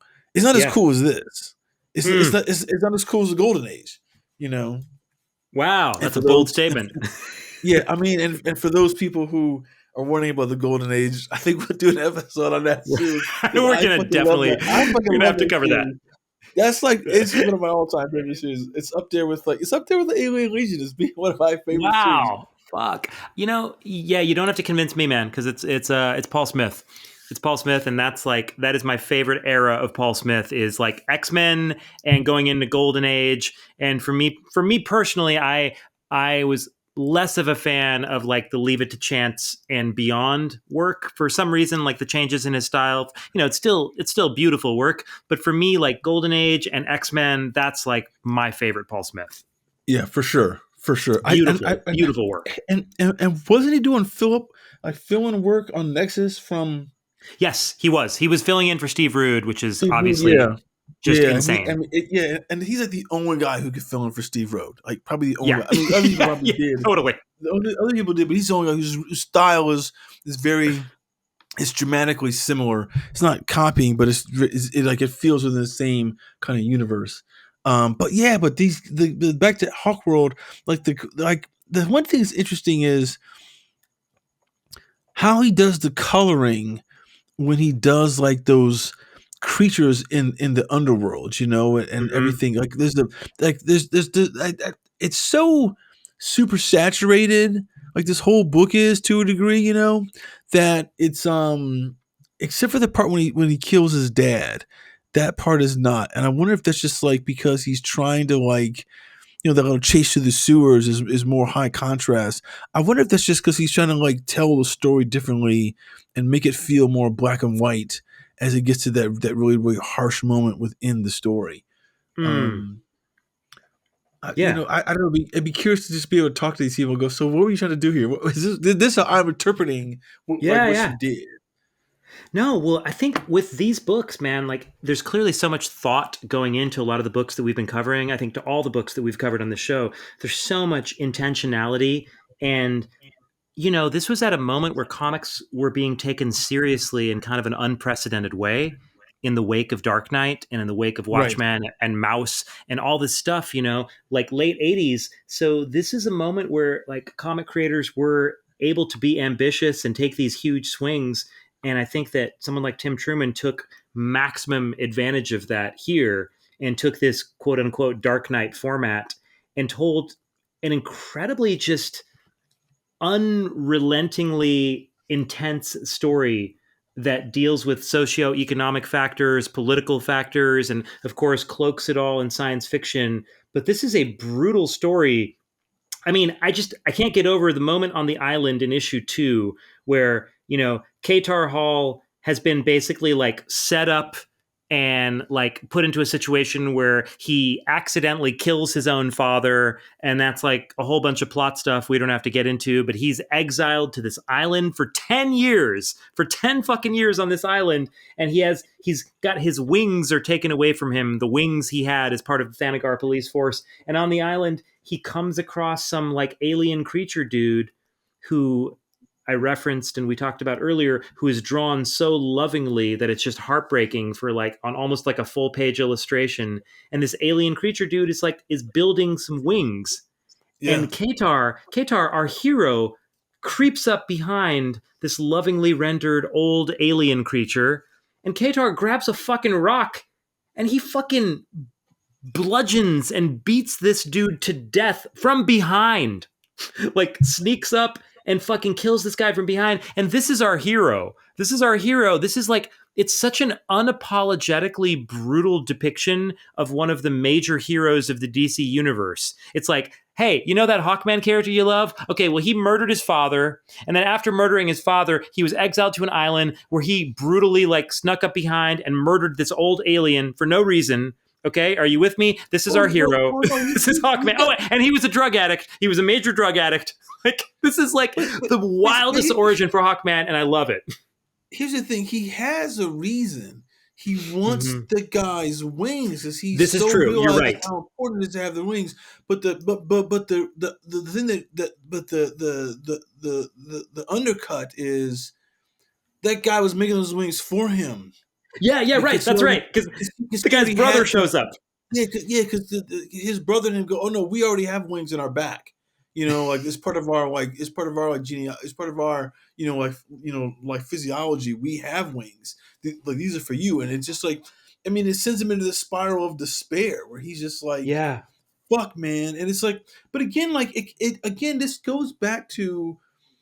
See, what Truman said about how I read these firsthand accounts about what happened to America when it first got founded. See, that's a similar thing where it's like, where it feels like, hey, the Europeans came here and the Native Americans were ready to give them shit, but they, Right. like killed them, thinking we're Yes. gonna take the meat and rip and pillage. Like, no, no, no, no, we were gonna give you this like for free anyway. It's such Yeah. a striking metaphor of like, here's what like here's the history of white America again with the indigenous people, and again they're saying Yep. these guys like those people on that island were there. They were brought here for without their free will, forced to sing songs that were recorded and then stolen from them. And then when they were couldn't and the songs were done, that they were exiled to this island where they couldn't even go back home. And I was like, there's a level of like the historic socioeconomic kind of oppression that goes on in America that this guy, I mean, it's just like this book is so ahead of its time. Like if this book came out now, Yeah. people would, like this book would be in like major publications being reviewed, like New York Times, Yeah. It Entertainment should be. It Weekly. should be. I mean, they would all be talking about it because of what it's saying and what it's doing. And he's doing this like 34 years ago. It's like, what the fuck, dude? Or 33 years ago. It's like, dude, that's it's pretty insane. But again, like that's the thing that makes certain science fiction really, really good is these guys who write it, they're able to see things that are like patterns that we don't don't quite see yet. And that's what Yes. makes science fiction really fucking awesome. Is you can be one of those guys who does do that. Like I always marvel at um the Spielberg film Minority Report, right? Like he's Yeah. the first one who came up with hand gestures to interface with computers. Because you Mm. see that in that Oh yeah. We movie. never saw that in a movie before. The way it's done in that film. Yeah, but just to use hand because it's because it's if you look at this funny thing in this book is that every once in a while, if you go back and look at some old science fiction, they do shit that is funny. Like you look at old Star Trek, you look at this, right? They're like recording stuff on videotape, or they're Right. like Right. or there's like a disc still, and it's like no no no no no, like well which y'all didn't realize. What when Hmm. nobody realized was it was all going to be Yeah. like saved on a computer, and it was going to be memory only. I mean, it's just the digital age hadn't hit anybody yet, and I think that's the fascinating thing about this book too is that it's like but it's like if you're able to look at what's happening and shape and go, here's my forethought of what the damage could be for where we are. I mean, to a degree too, but also, we're saying a lot about how it's like white Americans are playing out like like the people of color and everything like that. But he makes an interesting point about what else is happening at that time in America. This is the late '80s, and a lot of American industry is being outsourced, and a lot of things Mm. people are losing their jobs. And there was a Thank couple you. of Thank you. speeches that Thank you, Bill Clinton. well, no, yeah, well, Clinton and Reagan and everything like that, Yeah. and it's kind of like, oh, and there's a couple scenes in this book where there's some monologues where they complain that like there's nothing made on Thanagar anymore. It's all Yeah. fucking Oh outsourced shit. to these You're other right. places. Yeah, you're Oh, right, dude. That's a and I great was like, point. I totally shit. didn't catch that. I was Yes. like, oh, he's talking about what's going on in America right now. It's like cars are being sent overseas, like all this outsourcing and like our food and our clothes and all this kind of stuff. And at the time, it was all going to like Japan and Mexico and stuff like that. But now it's all going to China in the intervening years. But it's like he still knew that America, and the elite class was getting rich off of the backs of the lower people by sending all their jobs off world or offshore. And I think that's like a really cool point that he's able to filter into the book. And again, you're reading this book, when you're 10, 12 or something like that, maybe a little older, I don't know, 15, 18, 20. I don't know if you get all that because No. I don't know how No. much, like is that happening? Like, is it so front and center in America at that point? Is like a New York Times cover story, is a Times cover story, but this outsourcing stuff like that, and what is it doing to the social fabric of America? Like, is it? I mean, it's not. I mean, it's like I don't remember that being so. It was so new at the time. It's Yeah. like 5 years later. in 95, 96, yeah, everyone was talking about it now because everything's been gutted. But at this time, when he's writing this book, probably in 88, I mean, he's already pitching this in the wake of Dark Knight, right? Because for Yes. it to come out in 89, he's got to pitch it. And this is 48, so it's 48 pages times three. So that's like 120 or more, whatever. It's 150 Yeah. some pages. Yeah. That's the equivalent of like what, like six, six, Yeah. seven like It's months like of the equivalent. comics. It's the equivalent of like a 6-issue series at the time. Yeah. Yes, 6 years. So you just back that out, and it's like, okay, he had to start doing this in like 88. At Hmm. least the idea and get it approved, Oh yeah. and and I'm not sure how fast these guys work. But so that stuff was all kind of like it was happening. Like he was like seeing what was happening and going, okay, wait a minute, this is where it could worse be. It's sort of like in Blade Runner when like you see like uh like there's all those old like there's that Pan Am thing and it's these weird kind of like like weird companies that didn't exist like even a few years later, and like Atari's in there kind of played up big and stuff like that. Mm. It's just a weird thing where people are able to kind of look at what's happening and see. Oh, I remember saying this was like in Minority Report because it wasn't until like a few like so he has that thing with the hand gestures in Minority Report, right?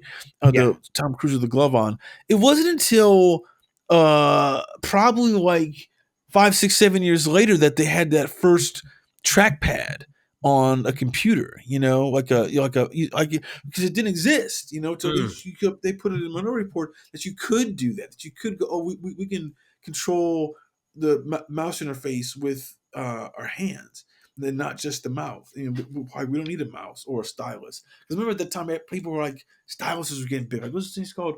Palm Pilots and shit like that was all exploding and stuff like that. And it's just interesting that what this guy's doing in this book, when he's trying to like keep the keep the technology as kind of like as neutral as he can, so it doesn't really date.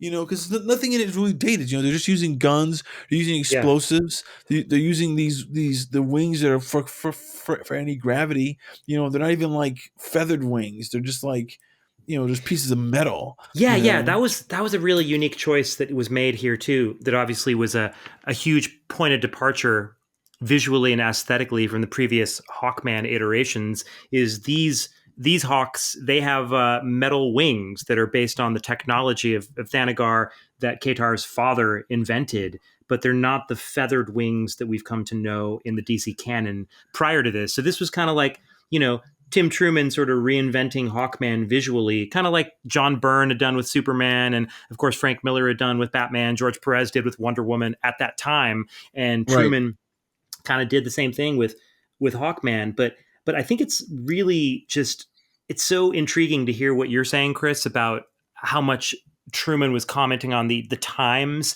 and even like, you know, shipping all of our jobs overseas in America and all that. Because you're right. Now that you say that, that seems really obvious that that's something else that he was clearly observing in the society in America and putting in here also. And I think that, I mean, this is why I love Tim Truman so much. I really feel like, you know, this is what an artist and a storyteller is supposed to do. You're supposed to look at the world around you. You're supposed to cloak it in metaphor. You're supposed to think of what you think the world ought to be, what the world could be, what's fucked up in the world you see around you. And you're supposed to spit it back out in a way that's like filtered through your own unique perceptions, ideas, idiosyncrasies, whatever. And I think that Tim Truman took the job of being a storyteller more seriously. I shouldn't say it in past tense. He's still alive. He takes the job of being a storyteller more seriously than a lot of American mainstream artists really ever have, because he put more of a signature, more of his own heart into these books and into all the work he did than the vast majority of American writer artists that I can think of, just in terms of how personal all of his stories are. They all kind of revolve around these same themes of like imperialism and like taking things from dispossessed people and trying to figure out how to make sense of America and the history of America and how to make sense of it and how to kind of justify what's been done in the name of this particular country. And obviously it's universally applicable. America's not the only country that's done a lot of these things, but I think Truman, looking at it through his lens, he had a really deep feeling for these issues. And clearly he wanted to keep talking about them. And so much of his work revolved around them. I mean, I just think it's incredible that he's an artist that existed in mainstream comics, drawing fucking stories about, hawk superheroes in this case, but somehow figured out a way to make it so meaningful and so just like relevant to the world. And it does feel really ahead of its time. It's very serious storytelling. There's not a lot of humor and a lot of lightness here, but this is just genuinely a masterful piece of comic art. And of course, we've both got our quibbles. We're not saying that this is like the perfect miniseries or anything. I do feel like issue 3 is way too abrupt. I really think he needed a couple more issues to kind of really land the plane with the story in the way that I think it deserved. But still, having said that, this is a masterfully drawn series, and it's also a shockingly well written series in large part. Granted the abrupt ending or whatever, but I really feel like there's a ton of stuff here that is just beautifully done. And once again, because I feel like this is my place on the show, I got to always call it out. Like, these are some really striking covers as well. And the three covers on Hawkworld are really well designed and well drawn, and particularly like issue 1 is good and it's got an iconic flavor to it for sure. But I feel like issue 2 and 3 in particular, I find incredibly striking. And I think the colors are great. The illustrations on these covers are striking. These are beautifully designed books, and I'm super glad that you shouted out Alcatena on the inks and Parsons on the colors, man, because everything you said was spot on. Like, these are masterful artists all around. Alcatena is a legendary inker and brings an incredible texture and griminess and like that lived in quality that we were talking about. I think Alcatena is a huge part of that. Well, yeah, because there's like, I remember like the thing that stands out to me, like really, like you said, the griminess is like somewhere in issue 3 when we first see that Bythe is like able to control his body. Mm-hmm. There's like these 3 panels of his chest, right? And like as his chest begins to like morph into like a mouth or like a something like that. But there's that middle panel right before it becomes like a creature where you kind of see like it's almost like a chest burster, like a chest from Yes. Alien, Yep. And it's like it feels so visceral the way that's like inked and colored. It's like, God damn, dude, like you can, it's so palpable. That's not just the pencil art on that, like it needed the color and the inking to really sell home what he was trying to, like, I mean, what he did convey there. I mean, it's interesting what you said about, I mean, this is the thing about comic work, right? There's not a lot of who work in mainstream comics, who work at DC and stuff like that, Marvel, who are writer artists. There's Yes. always a lot of writers. There's great writers and there's great artists, and they're usually very separate. And there's a few guys, like obviously like Miller and John Byrne. I mean, there's some other guys who get to the point where they were like, say, telling stories on their own. Like maybe Walt Simonson is doing a story, or Sure. And George Perez did it eventually. Eventually, but the guys who were known and always doing that, like a Miller, early on, and everything like that, and I think there's a different way of those guys. I think tell stories differently. I think that it goes. It's like Tim Truman, because he's at this point he's been doing his own like writing and arting. It's like Jim Starr was the same way when he's like doing Dreadstar. It's kind of like and that it's also like that one. The Life and Death of Captain Marvel, which he's writing and drawing. It's like it's like you're able to kind of like.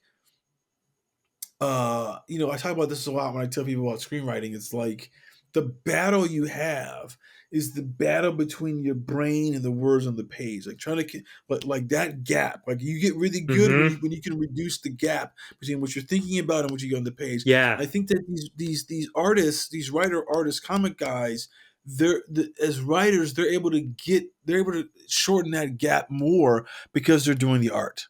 And it's like, oh, I don't, you know what? Like they figure out what it's like they figure out what's more essential, like what's the most essential. Because there's some of those like again, like we were saying before, like he rolled those panels out were silent stuff. I don't think a lot of people like would feel I don't think a lot of writers, solely writers, would feel comfortable leaving 5 pages of no dialogue or No no fucking caption at way. all. No They'd be way. like, we haven't talked about this on the show. We talked about this like like in life hanging out. Those like those 2 or 3 issues we know of like full kind of like silent comics, like that one GI Joe and that Yeah. one like East of West, where it's like, dude, to have the chutzpah as the writer to say, I'm not gonna put one word of dialogue on any of these 22 pages. It's probably like what is at least 5-6 panels a page. So you're looking at like over 100 panels. I refuse to put one word down. Yeah. Wow, like there's some confidence and courage in that, and this guy's Yeah. able to do that in this book quite a lot. And I think he's Yeah. only able to do that because he's drawing it and writing it. Whereas I think if he was just writing it, that's why when he was saying DC wanted him to like write and draw the Hawkworld book, I was like, he wouldn't be able to do that. Like I Yeah. was like I know he did them. I like this book. I think was bi-monthly. I don't know what the He Grimjack.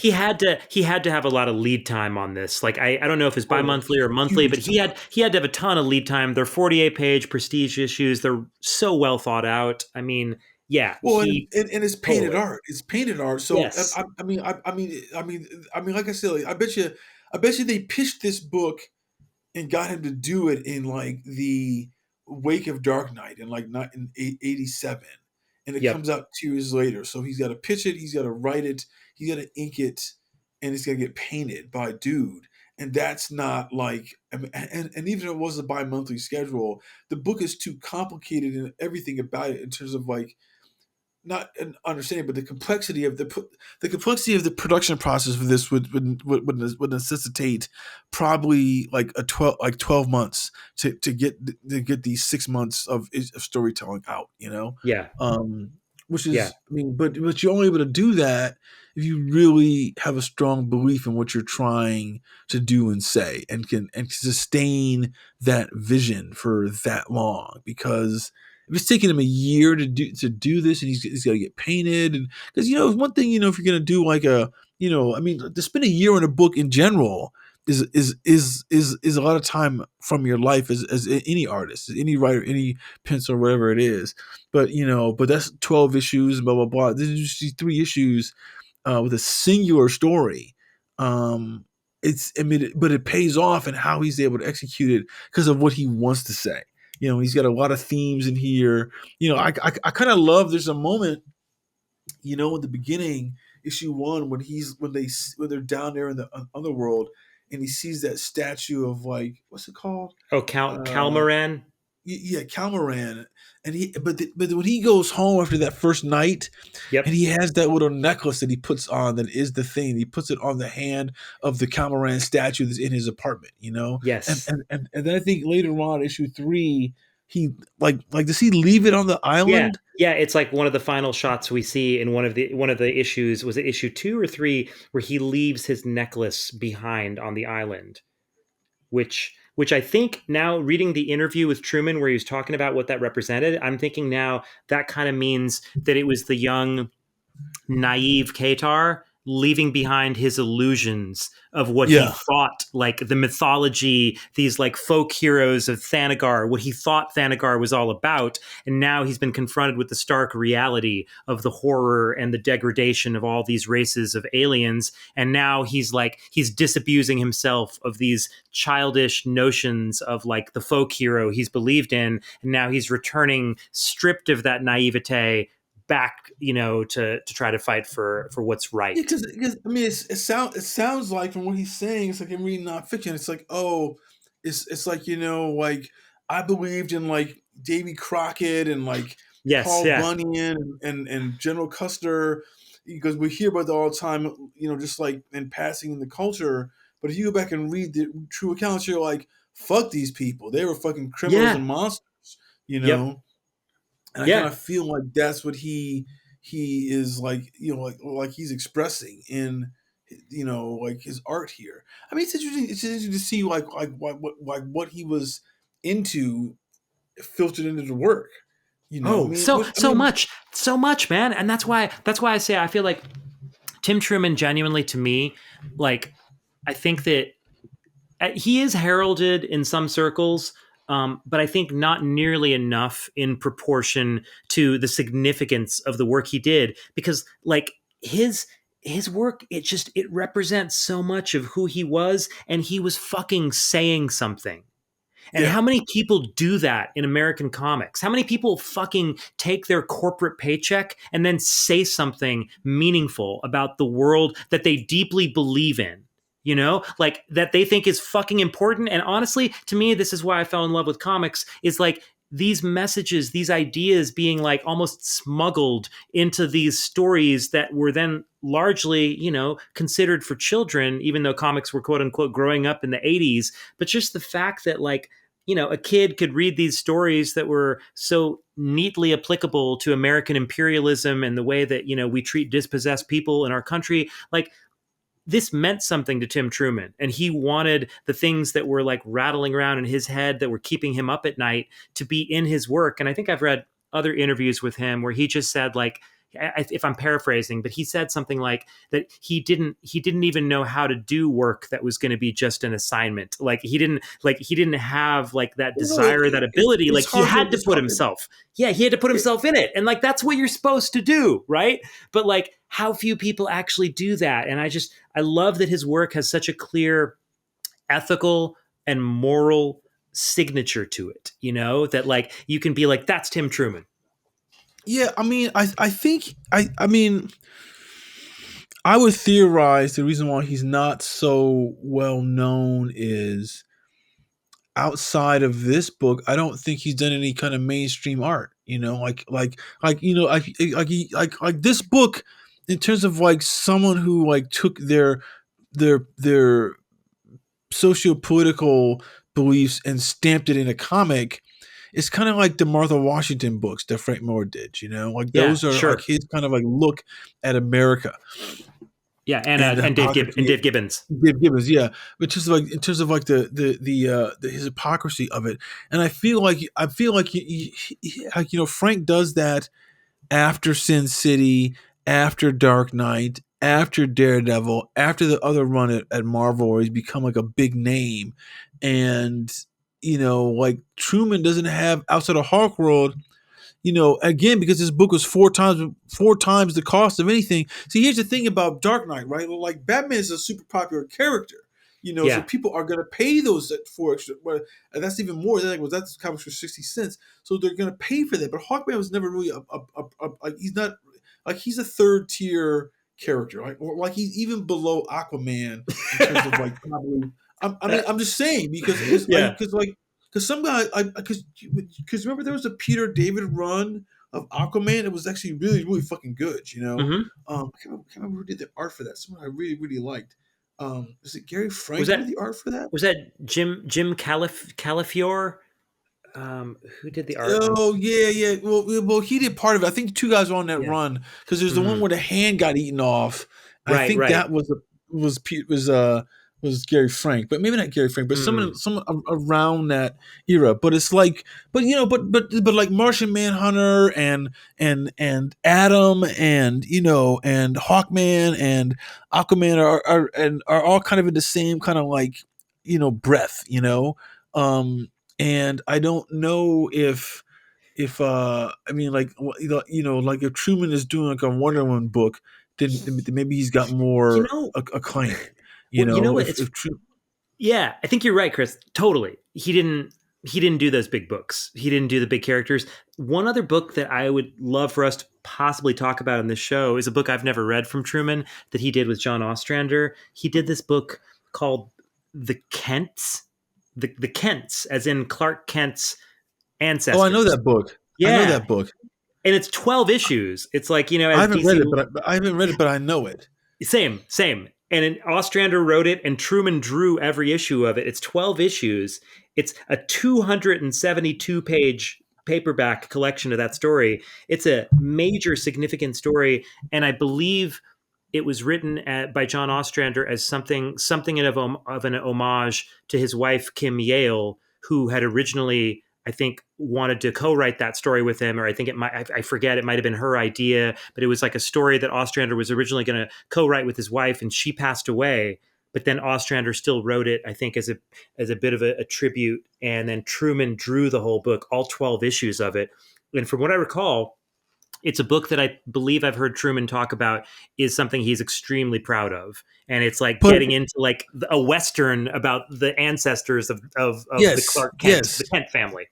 But it makes sense that he's doing that because if part of his preoccupation is the history of America, like a true history of America, if Yes. he's telling the Kents, it's 12 issues. I mean, it's like, is he telling people who've come over on the Mayflower type of, like, is that what what I'm saying? Yeah. Because like if it's 12 issues, I would wager that issue 12 is when we meet Jonathan and Martha Kent, who I'm saying like Yeah, who that's a good guess. becomes.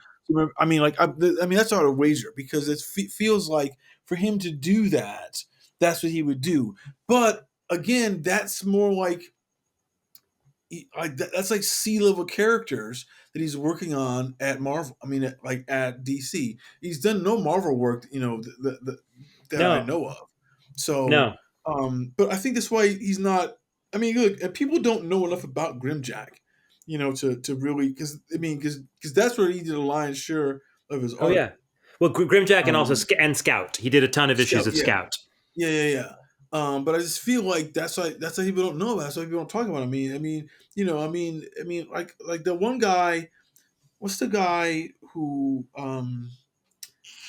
Is it Tim King? His name Tim King. The guy right now, Tom, Tim King. Tom King. Tom King. Tom King. I mean, like the first thing I ever read was that Sheriff of Babylon book. That he Yeah, did.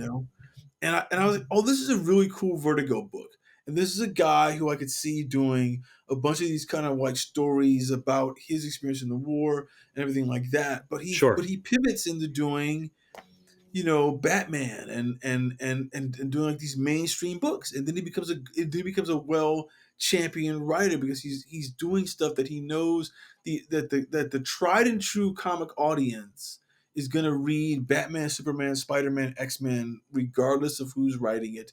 So, and that's why you as a creator, like, you want that job because it gets you the widest possible people to be reading your stuff who then might follow you to other books.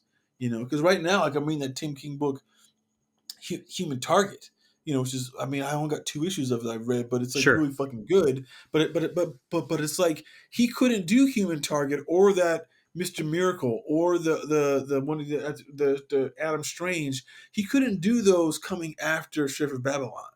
He had to Yeah. do the Batman run to Yeah. get the prestige and the faith and like, oh my god, you sell a lot of comics every month by Yep. your name alone for him to do that kind of stuff.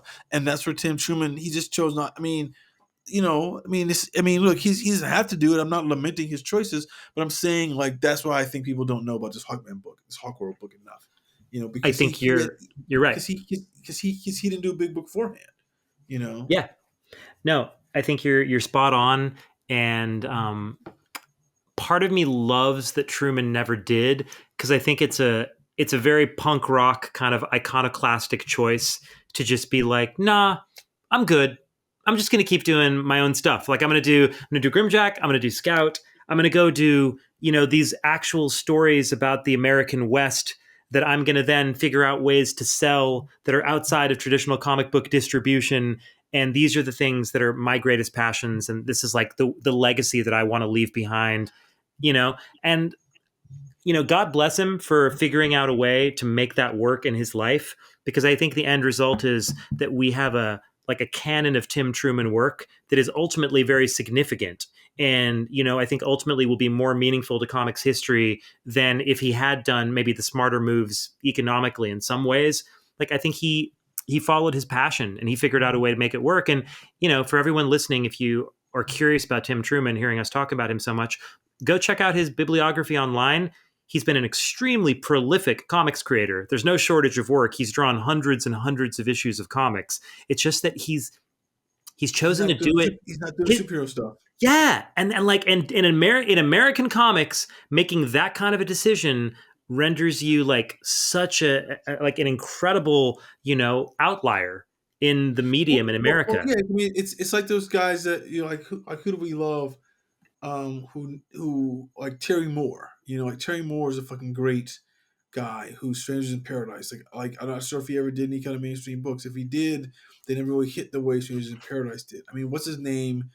Who we fucking love, Paul Pope, Oh with yeah, all his THB and stuff like that, and yeah, One Trip Ripoff and all that kind of stuff, and Heavy Liquid.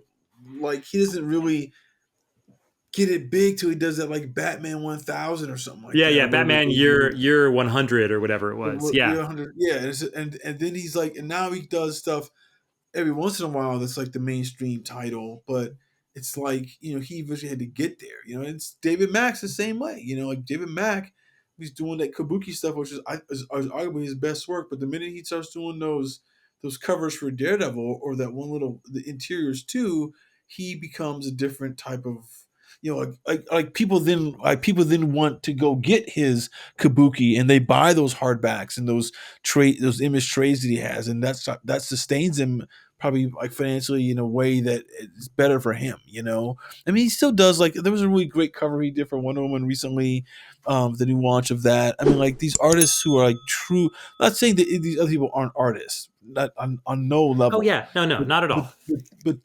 but like. But David Mack, like, I mean, like he's known for doing like a fucking his books. He did a watercolor book for Daredevil. Like, who the fuck is doing that? Like, no one else probably has the skill set, Mhm. or the skills. It's not necessarily in the technique of putting watercolors. I bet a bunch of them can do that, but he's able to do that for a monthly book. Right. That means he's got a command of that craft and he knows like some shortcuts to get the shit to look really, Yeah. really good. And you remember you look at some of his kabuki stuff and it's like somebody's like there's like hand drawn ink in it. It's just painted and these weird little images and just all this kind of like he created a texture on the page beyond what the figures and stuff like that were doing. And I was like, dude, I don't know how you do any of this. Like your brain is just on fire. And it's just always amazing work. And Tim Truman's work it appears the same way. I kind of remember always wanting to see him do something. Did he ever do a Batman book? I think he I did. think he might have I wonder done if he like did little like a one-offs like mini here and series, maybe there. like a little mini I series think or something like I that. think, just based on the decisions he's made, because clearly he had the opportunity or people wanted him to do this kind of stuff. I'm sure he was offered millions of times these opportunities. I think he's deeply disinterested in like a lot of these superhero characters. And I just think it's not what he wanted to do. Because, even when he would dabble and work for DC, it was like he did a Jonah Hex Yeah, that's what it is. miniseries. That's what it Again, is. Yeah. yeah, Western, he did that. When he came to DC, also, we mentioned The Black Lamb for Vertigo, or not for Vertigo, for Helix, DC's fascinating and short lived sci fi imprint. Right. I think he just really doesn't give a shit about superheroes. And, it's just a cool thing. It's not where his head's at. He's done some Conan. We were talking about Conan earlier today before we recorded. He's done some Conan and he's done some Sergeant Rock. But these are all on the fringes of I mainstream remember that comics. Sergeant Yeah, Rock. I remember that Sergeant Rock in the 90s. Yeah, yeah, yeah. yeah, and also I'll just say as a caveat, I feel like every time we talk about comics, I always want to give the caveat that like when we say that most artists don't or they feel like they have to do rather superhero comics, we're talking about mainstream genre comic artists who are doing stories in American comics that are like adventure fiction, genre fiction, et cetera, et cetera. We're well aware that Fantagraphics and Drawn and Quarterly and a million other publishers, Top Shelf, exist where American cartoonists are Oni yes, Press, stuff Oni like that. Press, Yeah. sure. Yeah, everyone's doing, comics that are not superheroes, that are, the quote unquote indie comics and art comics and all that. And I love that. And that's great. But what we're talking about by and large here is we're talking about the cats who are, considered the DC and the Marvel, the mainstream artists who are being offered these opportunities on superhero books. And for a guy like Truman to pass up on all that money and all that visibility, it's just a fascinating decision, and I think it's worth considering. Well, yeah, it's fascinating. It's fascinating because I mean, look, there's a lot of guys. There's a lot of guys who I always say to myself, why haven't you done a creator own book? Why haven't you done a Oh yeah. creator own book? Oh, I mean, totally. Yes. is it? is it Carlos Pacheco? I mean, there's somebody who I fucking always wanted to see Yeah, do create yeah. their own book. And I Oh, don't think I meant to tell you, we talked about Pacheco last time and how he had done that book with Kurt Busiek, Aerosmith, back in the day. They just launched a sequel to that, and I was going to text you about it. I was going to just text got you about that. it. Like I it just was got that funny the other day. Yeah, because we talked about it, and then I was at the shop and I saw it, and I was like, "What the fuck?" Like Aerosmith is back. It's been fucking 20 years, but yeah. Yeah. There you go. So he's No, what was dope about that is I in the back of that book they were saying that Kurt said in the letter column that they were gonna put out the original series as like as one of those like those oversized like image books sometime in the summer. I think like in May it'll come out like you know the big hardbacks they have yeah, yeah, yeah. for like the Rick Remender type stuff. Like Oh wow. I think Oh, he's that's putting fucking out dope. a version of that, and he said he wanted to do that because it's gonna be. I guess there was like some language he wanted to fix and stuff like that, so he's gonna fix all that. But yeah, but it's like there's but it's like but look, that's a guy who's like whose work I love, and I just was like, why would he not do a non-creator book? Why would he not? But then I'm like, you know, the money that they pay you if I mean, Carlos Pacheco was getting. I mean, look, like he's getting, you know, the top books at Oh Marvel. yeah, he's getting a top page rate at Marvel up front Top, with no risk. He doesn't have to wait for the sales to come in 6 months. He doesn't have to wait. Like he's getting paid up front. So I mean, it's hard for you to turn that money down. I mean, it really, really is. I mean, there's one guy's read. This guy was saying that you know, one of the worst addictions in America is like the weekly paycheck, Yeah, because it's hard for you then if you get a lot of money from that. It's hard for you then to want to do something for your self because you get addicted to that lifestyle. yeah. And it's like these guys, you know. I mean, that's why some of these, you know, like there's a book I'm reading. I haven't. I remember I forgot I had a subscription for this on Comixology until today because they notified me on Amazon. But it's like there's that Jonathan Hickman book called Decorum. Oh You yeah, know, have you read that? I tried to read the first issue. I thought it was insanely impenetrable and it made me angry. But I absolutely adore Mike Huddleston, the artist. I think Huddleston is like a genius artist. It's fantastic. So It's like fantastic. some of the most phenomenal comic art. Like he's just a fucking extraordinary talent. And I love Mike Huddleston. I've loved his work for like 20 some odd years. I remember him doing his early books with Phil Hester, Deep Sleeper and The Coffin, and I thought he was just a massive talent from the beginning. So I'm totally like a Huddleston fan, and I dig Hickman too. But I got to say, I thought that first issue was uniquely challenging to read. But that's all I've read so far. Well, I mean, yeah, but look, I'm still maybe 4 or 5 pages in, but I look at it and I'm like, this is a guy who does the Marvel work, right? I mean, he does the Marvel work. He's doing the X-Men thing now, that whole relaunch of that. You know, that but when his batshit crazy ideas come to him, he's able to take the risk and roll and say, "I'm gonna do some shit for fucking Image." Like this book and that one book I love, like East of West, which some people thought it's like a wildly. I don't say it's impenetrable. I think it's a great book. You just got to pay attention to that book. That's a great book. We've talked about this. I fucking love East of West. I think it's one of the most phenomenal like modern comics of the last like 15, 20 years. As far as like, you know, the stuff that's come out of Image, it's one of my very favorites. Very much so. Very, very much Dragata is extraordinary too, by the way. That's right. Dragata is so fucking good, man. His character design, his storytelling, just insanely good. But yeah, but that's an example of like of a guy who's like rolling the dice, and you know, and because he's working at Marvel, you know, I mean, like you wonder if you know someone like Tim Truman, if he did a few more books for Marvel or DC, you know, it would fuel what he's doing on his own, you know. I mean, and not to say that he's not making any money. He obviously is because he's still doing it still. But it's just interesting. I mean, you just might get more money because people do follow you, like artists, like that. Sure. The Pacheco thing is like I picked that up because as much as I love Kurt Busiek, I'm like, oh shit, it's Pacheco too. Fuck, I didn't even know you guys were working together. And so it's like that's what you know. You know, you get interested in guys or girls, and you want to see what they're doing next. And and particularly for me, if they're doing non-hero shit, I'm like, oh, you're really flexing. Yes. You're really fucking now because it's like because there's no mandate, there's no editorial telling you what you can and can't do, and that's like that's like you being like you're just fucking unadulterated your art, and that's what I would love to see more guys do, and you'd have more just like exposure. So that's all I want to say about Tim Truman and Hawkworld. I think I don't know. This is a good read, really good read. I don't know where my original versions of these are. I know I have them. Oh, I want to tell you something about that.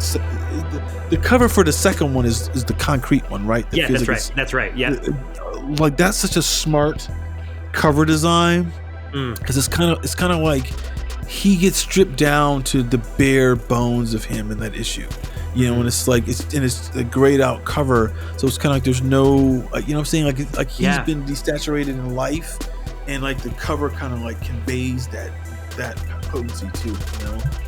That's a great point. I hadn't actually thought about it that deeply, but now that you mention it, yeah, like that works. It's like that's the thing about these books, man, and I think it brings us back to the whole kind of premise of why we wanted to do this podcast in the first place, Chris, is like there are so many of these books that are so like incredibly deeply thought out by these genuinely masterful writers and artists from comics, largely in the 80s that we're talking about here, that no one fucking talks about.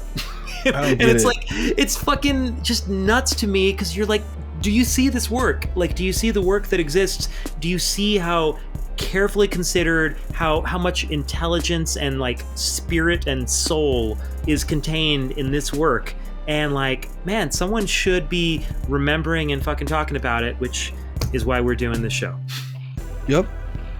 So, with that, everyone go out and buy the Hawkworld miniseries to trade on Amazon. Though, if there is one, we'll put a link in the show notes, and you should go buy it. And yeah, I guess that's it for this episode. Yeah, it's this for this episode, but no doubt we will be revisiting the Tim Truman canon at some point in the future. Yes. Here on Comics Rot Your Brain. Comics Rot Your Brain. And that's it for this week. We will see you next week with, I don't even know what we're going to read next week, so or next episode, so it'll be a surprise for us, it'll be a surprise for you. Yep.